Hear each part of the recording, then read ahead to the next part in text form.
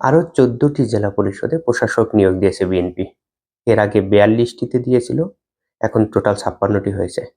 এর আগে সবগুলো সিটি কর্পোরেশনে নিজেদের লোককে প্রশাসক হিসেবে নিয়োগ দিয়েছে বিএনপি।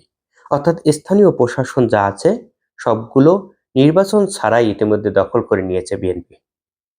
আমাদের সবাইকে ব্যস্ত রেখেছে জুলাই সনদ গণভোট নিয়ে, অন্যদিকে তারা স্থানীয় প্রশাসনগুলো সবগুলো দখল করে নিয়েছে কোনো ধর নির্বাচন ছাড়া।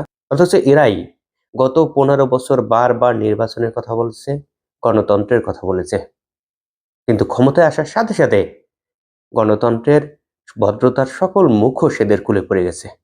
নির্বাচন ছাড়া, আইনের তোয়াক্কা ছাড়া সবগুলো স্থানীয় প্রশাসন, সবগুলো প্রশাসনিক পদ, সাংবিধানিক পদ সবগুলো দখল করে নিয়েছে। এখানে কোনো সমালোচনা শোনেনি, কোনো আইনের তোয়াক্কা করেনি।